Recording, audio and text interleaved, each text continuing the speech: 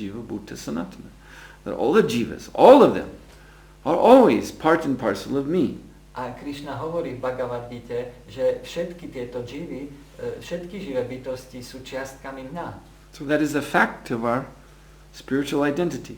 A toto je fakt, toto je naša duchovná identita. And we are angsas, we are part and parcel of Krishna. My sme čiastkami Krishnu. But the conditioned soul has forgotten Krishna. That's the difference. Ale podmienená duša, tá zabudla na Krishnu. A to je ten rozdiel. And so because of that forgetfulness, therefore, his consciousness is covered twice by Maya. A kvôli tomuto zabudnutiu jej vedomie je dvakrát pokryté Májou. So the first covering is called Swarupa Varika. A to prvé pokrytie nazývané Svarupa Varika. This means he loses his touch with the Lord's Swarup, the Lord's spiritual form, and also his own spiritual form. A to znamená, že jej uniká ten dotyk s Pánovou duchovnou formou a tiež so svojou formou.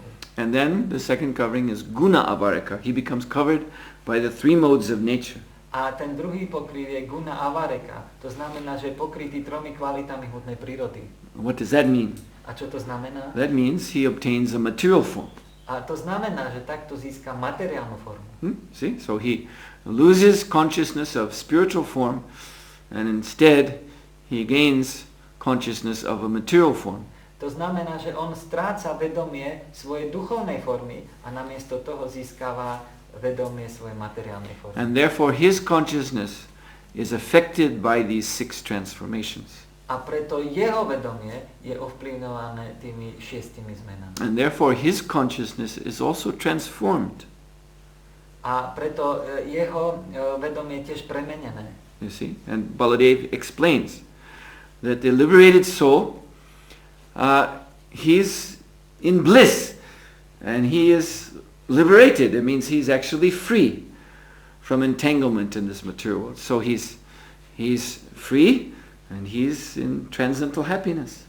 A preto Baladev Vidyabhushana vysvetľuje, že oslobodená duša je oslobodená od tohto zapletenia a je oslobodená a je plná blaženosti. Whereas the conditioned soul, he's not free, he's bada, he's bound up. Zatiaľ, čo podmienená duša nie je oslobodená, je bada, je zotročená. And his consciousness is filled with lamentation, not bliss. A jej vedomie je naplnené lamentáciou, nie blaženosťou. So you see, this is very important to understand. Takže toto je veľmi dôležité pochopiť. Because this is one of the key differences between Vaishnava philosophy and Mayavadi philosophy. Pretože toto je jeden z kľúčových rozdielov medzi vajšnavskou a majavadskou filozofiou. This brings us actually back to this point of svamukti kama. A opäť nás to prináša späť k bodu svamukti kama. You see, those who are aiming only at their own liberation, tí, ktorí smerujú len ku svojej vlastnému oslobodeniu, then for them self-consciousness is the highest goal. Tak pre nich to sebecké vedomie je najvyšší cieľ. They want to be able to say aham brahmasmi. Oni chcú to, aby mohli povedať aham brahmasmi. They don't. Aham Krishna Das is not in their vocabulary. Just aham brahmasmi. Takže aham Krishna Das, to znamená, že ja som služobník Krishnu, neexistuje v ich slovníku. Oni len hovoria aham brahmasmi. So I am Brahman, I am spirit, that is their goal. Ja som Brahman, ja som duchovná duša, to je ich cieľ. And they actually think that this state is God. A oni si myslia, že takýto stav je Boh. The Mayavadis take this phrase aham brahmasmi, which Prabhupada always says means I am not this body, I am spirit soul. They take aham brahmasmi to mean I am God. Takže Mayavadini, oni berú túto frázu aham brahmasmi a Šrila Prabhupada to prekladá ako ja nie som táto matéria, ja som duchovná duša. Takže Mayavadini to berú ako že ja som Boh. So the essence of the self is God. A to znamená, že tá esencia toho seba, nás, je vlastne Boh. And God cannot be transformed. A Boh nemôže byť premenený. So you see, Mayavadis in their philosophy, for them, consciousness is nirvikar. Nirvikar means it cannot be transformed. A teda pre Mayavadinov ich filozofia je nirvikar. A to znamená, že to nemôže byť premenené. Čo som povedal? Aha, že to vedomie nemôže byť premenené. So, if the consciousness cannot be transformed, then what are we experiencing in this material world? A to znamená, že ak to vedomie nemôže byť zmenené, tak čo zakúšame v materiálnom svete? You see, in other words, if I am God, Inými slovami, ak ja som Boh, then how have I become dog? tak ako to, že som sa stal psom? If I am God, how have I become DOG? Ak som GOD, Boh, hej, B-O-H, tak ako to, že som sa stal D-O-G, pes. So, the Mayavadi answer is that this is a total illusion. A odpoveď Mayavadinov je, že toto je úplná ilúzia. And we also say this is Maya, but we have a different understanding of this word Maya than they do. My tiež hovoríme, že je to Maya, ale my máme iné pochopenie tohto slova ako oni. And I just explained that. Maya is separated energy. A ja som to vysvetlil, Maya je oddelená energia. But the source is Krishna. Ale zdroj je Krishna. Therefore there's a relationship. Preto tu je vzťah. It's a separated relationship, but there is relationship. Je to oddelený vzťah, ale je tam vzťah. But for Mayavadis, this material experience relates to nothing at all. Ale pre Mayavadinov táto materiálna skúsenosť sa nevzťahuje úplne k ničomu. It has no basis in any reality whatsoever. A nemá základ v žiadnej realite vôbec. And if you start to question Mayavadis, what do you mean by this? They will tell you that this is anirvichaniya, which means you can't talk about it. Don't ask these questions. A keď sa začnete baviť o tomto s Mayavadinmi, tak oni tvrdia, že nepýtaj sa ma na tieto otázky. So then what is the relationship between Maya and Brahman? A potom, aký je vzťah medzi Májou a Brahmanom? Anirvichaniya. It cannot be explained. To nemôže byť vysvetlené. Is Maya a Shakti of Brahman? Je Mája energiou Brahmanu? The Mayavadis will say no. Mayavadini povedia nie. Well, then what is... How can Brahman experience this Maya then? Takže potom ako môže Brahman zakúšať túto Máju? So there's a joke. This is a philosophical joke. Takže existuje filozofický vtip. It's a joke on these Mayavadi philosophers. Ktorý je na vtip od týchto majavadských filozofov. So there was a man who went into a restaurant. A bol človek, ktorý šiel do reštaurácie. And he didn't have much money. A nemal veľa peňazí. He had enough money to get a plate of white rice, plain white rice. A mal akurát tak dosť peňazí na to, aby si kúpil tanier s obyčajnou bielou rýžou. And he had a little bit money left over. A trošku peňazí mu ešte potom ostalo. But not enough for anything else. Ale nestačilo to, aby si ešte niečo viac kúpil. But the proprietor of the restaurant, he was a rascal. Ale ten vlastník tej reštaurácie bol darebák. And he wanted to get all of his money. A on chcel získať všetky jeho peniaze. So after he ate his white rice, a potom, ako on zjedol svoju bielu rýžu, then the proprietor came over tak prišiel ten vlastník and said, so you finished your rice, you have to pay for that. And also, a takže ty už si zjedol svoju rýžu a musíš preto zaplatiť. A tiež, see, we've been frying up samosas here. Že my sme tu smažili nejaké samozy. And the restaurant has been filled with the smell of samosas. A reštaurácia bola zaplnená voňou tých samos. So you're eating your rice, but also smelling, enjoying the samosa too. A ty si jedol tú svoju rýžu a súčasne si voňal tú voňu tých samos a užíval si. So you have to pay for that. Tak musíš za to zaplatiť. And so the poor fellow was, he was shocked by this, and he was arguing, this is not fair, but the proprietor, he was a rascal, expert in juggling words. A ten chudák, proste on bol z toho zničený, ale ten vlastník, on bol darebák a trval na tom. And the poor man was becoming confused. A ten chudák bol z toho zmetený. So one brahmana who was there, A jeden brahmana, ktorý tam bol, he came over. tak on vystúpil a pripojil And he sa. said, I have the solution. A on povedal, ja mám riešenie. And he told the customer, you pay for your rice now. Give him the money for that. A povedal tomu, že zaplať za svoju ryžu. Now the rest of your money, few pennies. A zbytok tých peňazí, pár drobných, you hold like this in your hand. Drž takto v svojej ruke. And you, proprietor, you smell it. Smell his money. A ty, vlastník tej reštaurácii, môžeš voňať tie peniaze. That will be what you get for the smell of your samosas. A to je to, čo získaš za to, že on mohol voňať voňu tvojich samos. You can smell the money. Tak ty môžeš voňať tie peniaze. So, you see, somehow this Mayavadi idea of Brahman, it has the smell of Maya. Takže nejakým spôsobom tá majavadská idea o Brahmane, ona má vôňu tej Máji. So this is just some rascaldom. Takže toto je jednoducho len darebáctvo. You see, this is there's so much attached to this idea that I will become God. Keď niekto je pripútaný k tej myšlenke, že ja sa stanem Bohom, that they don't know how to explain how then God could come into Maya. A oni nevedia, ako vysvetliť to, že ako Boh mohol sa dostať do Máji. And they just juggle words. A oni jednoducho stále len žonglujú so slovami. Uh-huh.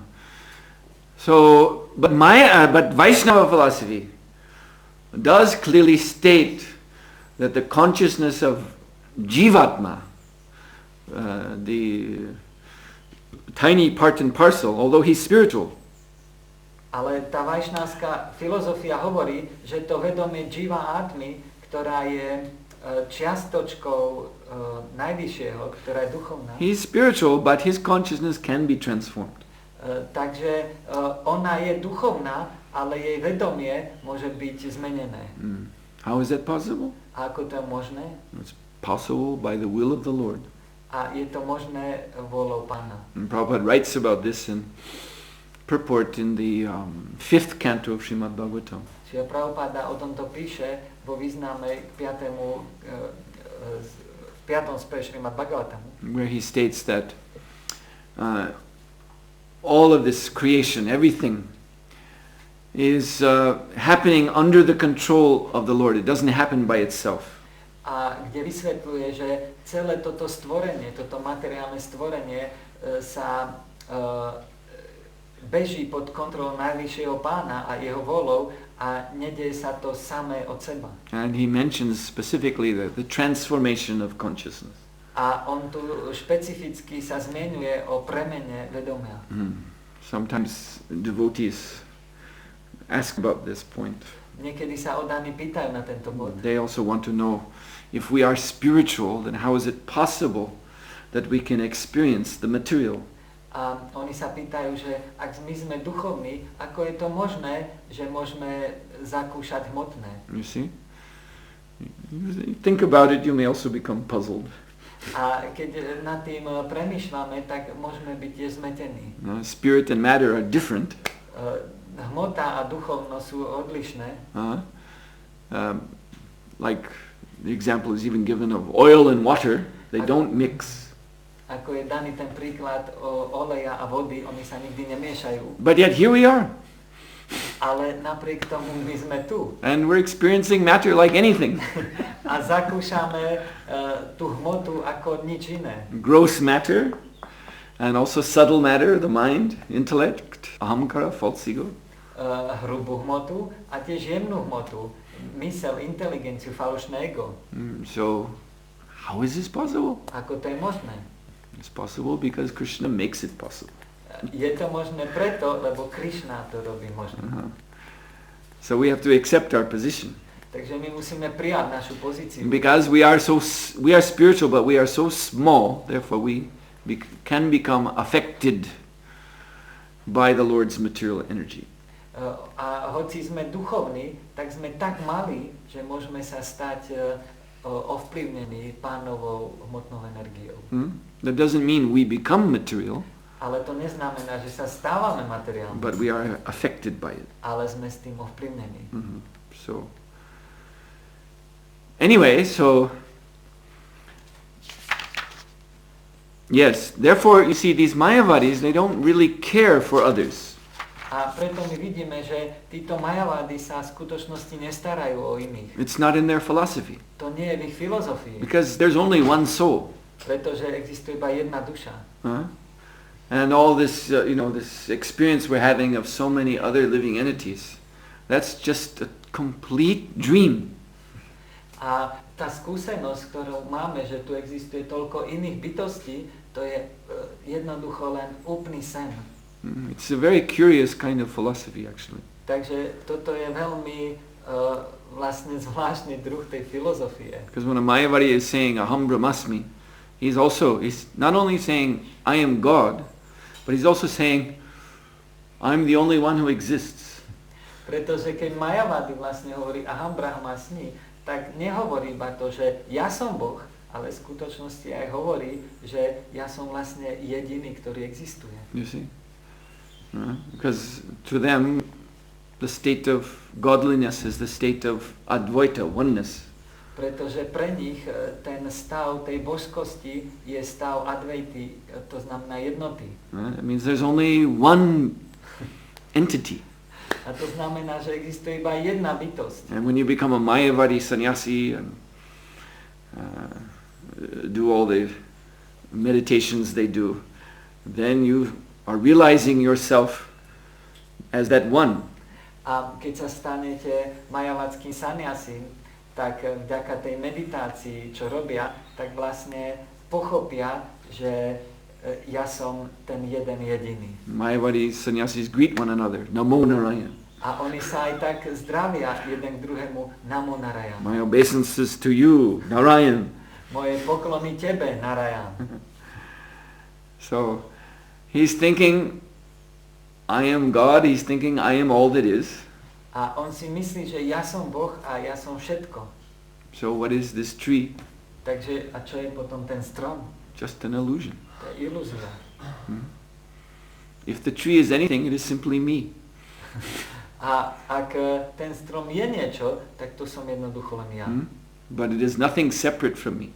Ale neexistuje nič oddelené odo mňa. If you start to argue that the tree is different from me, then that's Maya. That's mine. That's Maya. A keď začnete argumentovať, že ten strom je oddelený, hej, od vás, tak on povie, to je Maya. And if the tree is one with me, then what do I have to do with the tree? Because I just become liberated, and that takes care of the tree too. A keď povie, že ten strom je ako súčasť teba, tak že by sa mal ho starať. Aha, že sa on nemusí starať, lebo bude oslobodený spolu s ním. The problem with this is that then, as soon as one Mayavadi becomes liberated, that means the whole world should just dissolve into Brahmajyoti. But that doesn't happen. A Šrila Prabhupada povedal, že potom ako náhle sa jeden Mayavadi stane oslobodeným, tak vlastne celý tento svet, všetky bytosti vlastne splynú, dostanú sa späť do Brahmajyoti, ale to sa nestáva. And if you ask the Mayavadi why it doesn't happen, he'll say, Anirvichani. You cannot talk about it. Ale keď sa spýtate takéhoto Mayavadina, a prečo sa to teda nestalo, tak on povie, nehovorme o tom. Nemôžeme o tom hovoriť. So you can see it's not a very sensible philosophy, actually. Takže v skutočnosti toto nie je veľmi rozumná filozofia. It is actually the culmination of all selfishness. V skutočnosti je to kulminácia všetkého sebectva. And in the Western world, there's a philosophical equivalent called solipsism. A vo západnom svete existuje filozofický ekvivalent, ktorý sa nazýva solipsism. Solipsismus. Yeah, which just means this idea that I am the only one who exists. A to znamená, že to je tá myšlienka toho, že ja som vlastne jediný, ktorý existuje. And everything else is just my dream. A všetko ostatné je jednoducho len môj sen. Mm-hmm. So this, even in the West, this concept is not very respected. It's not considered to be a very healthy philosophy. A dokonca aj v západnom svete tento koncept nie je veľmi vážený a je považovaný za nie veľmi zdravú filozofiu. I mean, you can understand that if you actually met a person like that, a vy môžete pochopiť, že ak v skutočnosti stretnete nejakú takúto osobu, who really believed that, ktorá v skutočnosti tomuto verí, he would be a candidate for the madhouse. tak on bude kandidátom do blázninca. You see, that is considered to be crazy. Lebo to je šialenstvo. So the Vaishnava philosophy is, it's the tattva, it's the actual truth. It's not just philosophy. Takže vajšnavská filozofia, čo je ale v skutočnosti tatva, to je absolútna pravda, čiže nie je to vlastne filozofia. Mm-hmm. Prabhupada concludes here, the last sentence of the purport. Thus the Krishna-conscious person avoids all kinds of pseudo-spiritualists, transcendentalists, meditators, monists, philosophers, and philanthropists. Takže Šrila Prabhupada vysvetľuje v poslednej vete, že takto Vajšnava on obchádza všetkých monistov, všetkých filozofov, všetkých filantropov, všetkých humanistov, všetkých... You've added some... Okay. Yeah, so this is actually not philosophy. Lebo toto v skutočnosti nie je filozofia. In the sense of just some ideas we have thought up ourselves. V tom zmysle, že my máme len nejaké myšlienky, idei. But this is tattva, this is reality. Toto, čo nám vajšnavská filozofia je tattva, to je realita. And so if we accept this and practice this, a keď to príjmeme a praktikujeme, then we will come to real liberation. Tak sa staneme skutočne oslobodení. Which is what Srila Prabhupada, he termed the fifth dimension. A to je to, čo Srila Prabhupada označuje ako piata dimenzia. Beyond dharma, artha, kama, moksha. Beyond čo dharma. Je za dharmou, artou, kamou a mokšom. So there's the fifth stage, which is Krishna prema, love of Krishna. A tam je ten piatý stav, a to je Krishna prema, láska ku Krishnovi. Mm-hmm. So then, those who are reaching for that stage, then they actually are able to see the true spiritual nature of all living beings, individual spiritual nature. A to znamená, že vlastne tí, ktorí sa snažia o tento stav, o tú piatú dimenziu, tak oni môžu vidieť skutočnú povahu všetkých živých bytostí, duchovnú povahu. And they see how they are suffering because of lack of Krishna consciousness. A oni vidia, ako všetci trpia kvôli nedostatku vedomia Krishnu. So out of compassion, a zo súcitu, they simply bring them happiness. Im prinášajú jednoducho šťastie. In the form of the holy name. Vo forme svätého mena. In the form of all the processes of devotional service which we try to encourage others to take up. A vo forme všetkých procesov oddanej služby, ku ktorých sa snažíme všetkých pozbudzovať. So I'll stop here, it's 9 o'clock. Takže ja tu skončím, 9 hodín.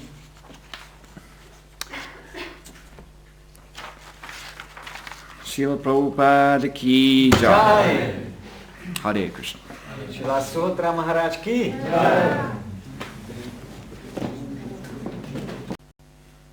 And this attracts Krishna's mercy. A to priťahuje Krishnovú milosť.